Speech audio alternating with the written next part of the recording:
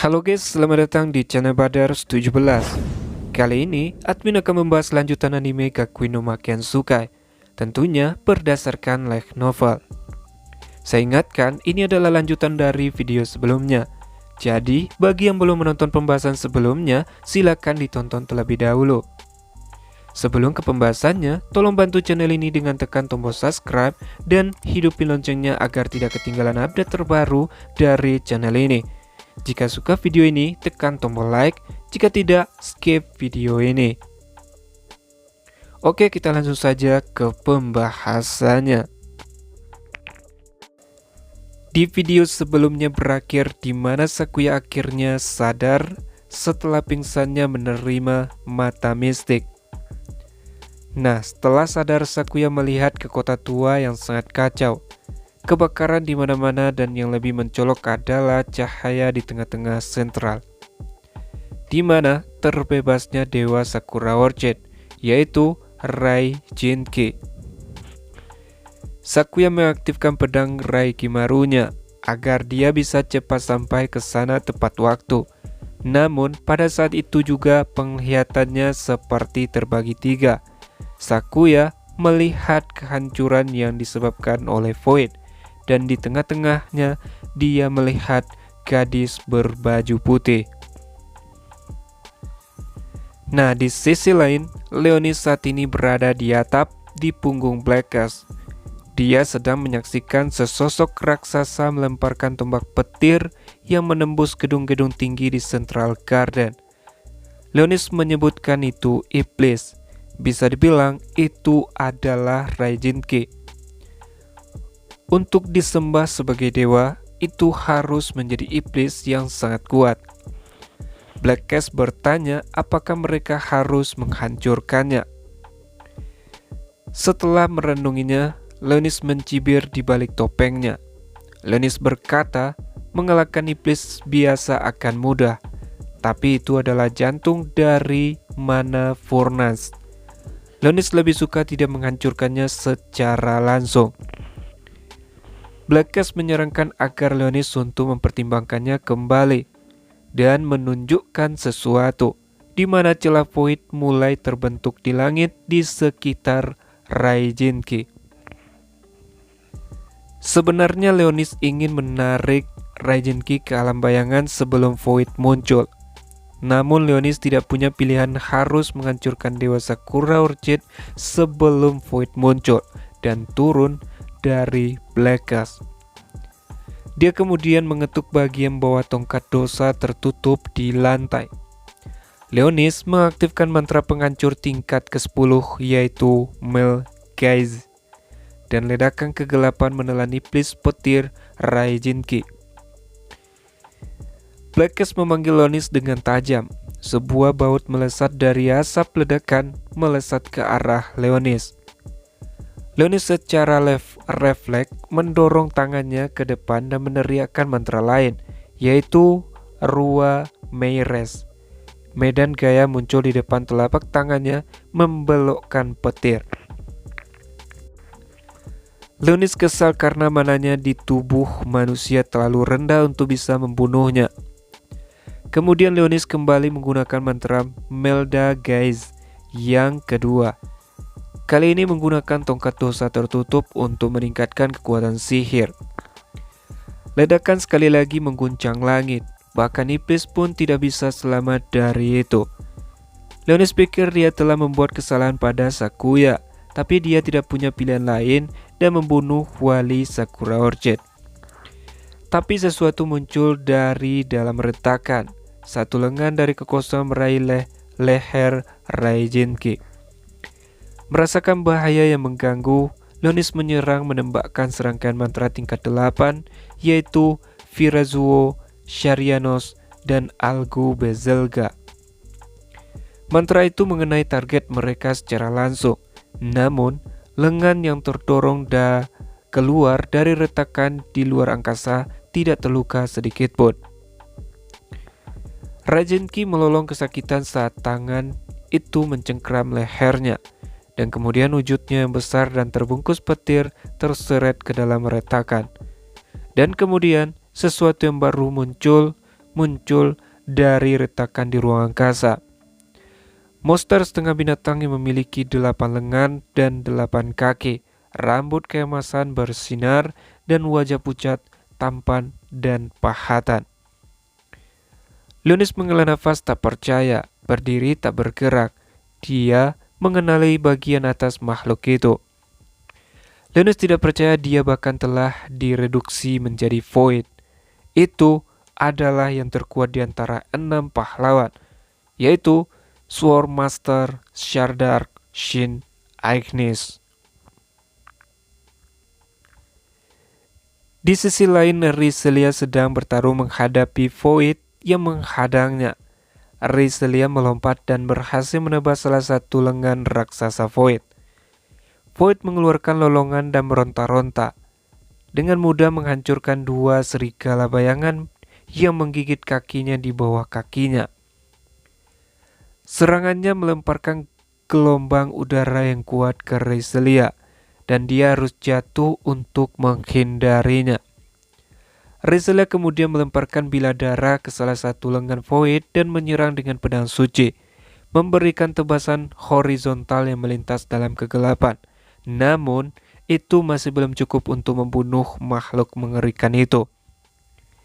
Void mengayunkan lengan besarnya ke bawah dengan semua kekuatan yang bisa dikerahkannya.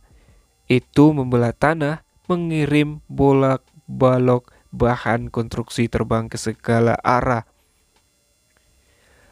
Rizelia melompat dan melemparkan mantra yang baru saja dia pelajari. Void raksasa itu mengangkat tangan dan melolong.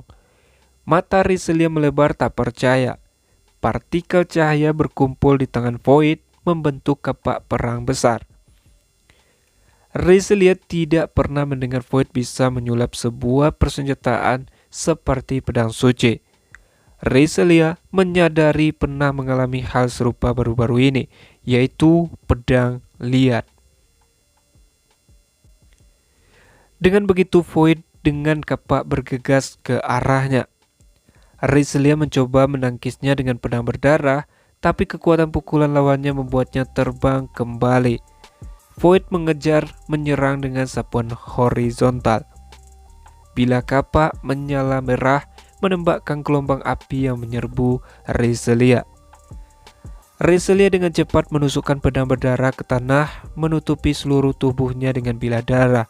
Seketika pakaian Rizelia berubah dengan mengenakan gaun leluhur Ratu Vampir yang Leonis berikan. Rizelia kemudian melantunkan mantra tingkat kedua, yaitu Varga. Kilatan merah meletus membatalkan gelombang api. Namun, Void tidak menghentikan kemajuannya. Setelah itu, seluruh tubuh Rizelia bersinar terang dengan mana, mencengkram pedang berdarah dengan kedua tangan. Dia memblokir kapak yang masuk. Rizelia menggigit bibirnya, nyaris menghindari ayunannya yang terburu-buru. Void raksasa itu bergerak seperti seorang pejuang yang ahli. Setelah menghindari banyak serangan Void, Rizelia menerjang ke sisinya. Rizelia kembali melantunkan mantra, yaitu Blood Fiend. Seketika mana memenuhi pedang berdarah. Ujungnya memancarkan cahaya merah. Bilah darah yang tak terhitung jumlahnya diwujudkan untuk merobek Void. Gaun leluhur sejatinya berkibar. Rizelia memberikan pukulan lain jauh ke dalam inti Void. Namun, Void melolong dan menurunkan kapaknya lagi. Api yang kuat melonjak ke arah Rizelia. Sebagai anggota undead, Rizelia sangat lemah untuk menembak. Bahkan statusnya sebagai Ratu Vampir tidak membebaskannya dari kelemahan itu.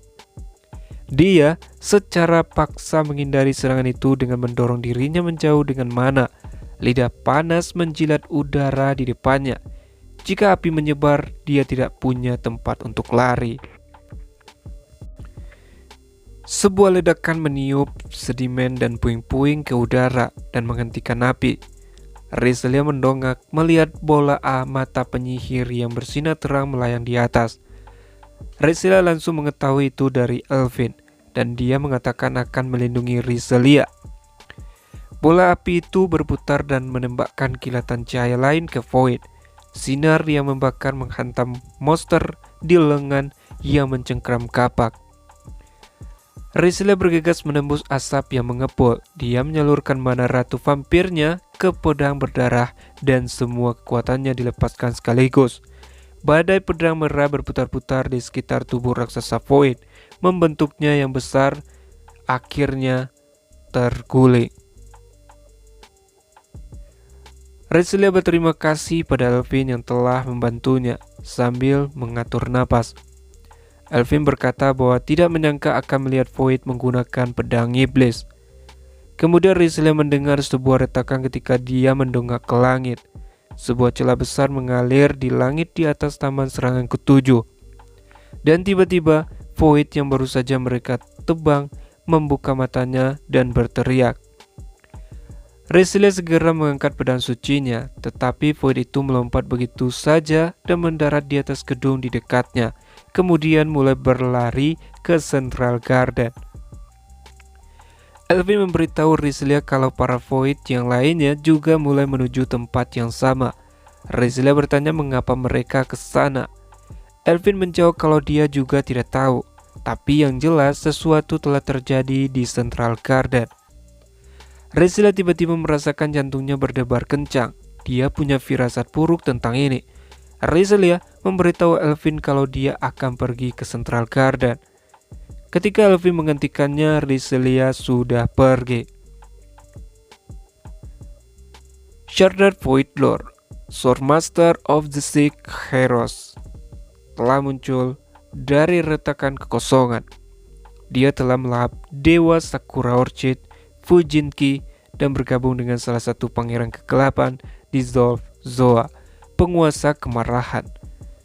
Setelah berubah berkali-kali, dia tampak sangat berbeda dari 9 tahun yang lalu. Yang tersisa dari tubuh aslinya hanyalah wajahnya, dan bahkan itu tidak lengkap. Salah satu matanya telah hancur dan hilang. Dan sekarang monster ini telah menyerap Dewa Sakura Orchid lainnya ke dalam dirinya. Berdiri di atas gedung berlapis di dekatnya adalah Setsura dengan sabar menunggu Voidlord muncul sepenuhnya.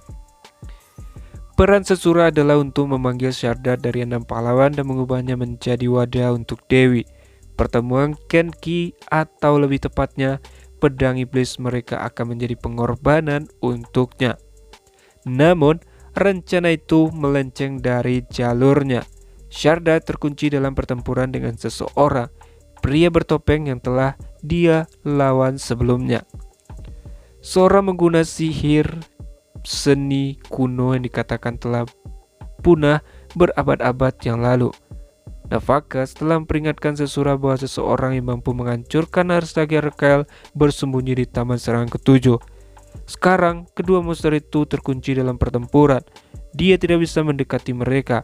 Jadi, satu-satunya jalan baginya adalah menunggu dengan pecahan Dewi di tangan. Namun, dia segera mendeteksi seseorang mendekat dari di belakang. Orang itu adalah Sakuya. Di sini, Setsura berkata bahwa dia mendapat kesan Sakuya terlalu terluka untuk bergerak. Sakuya menjawab kalau dia telah membuat kesepakatan. Setsura memutuskan untuk menanyakan hal lain, yaitu bagaimana Sakuya tahu keberadaannya.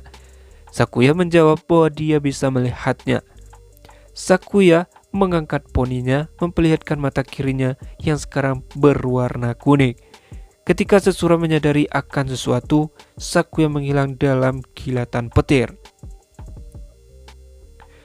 Oke guys, cukup sampai di situ dulu pembahasan kali ini. Terima kasih sudah nonton sampai habis. Salam nakama.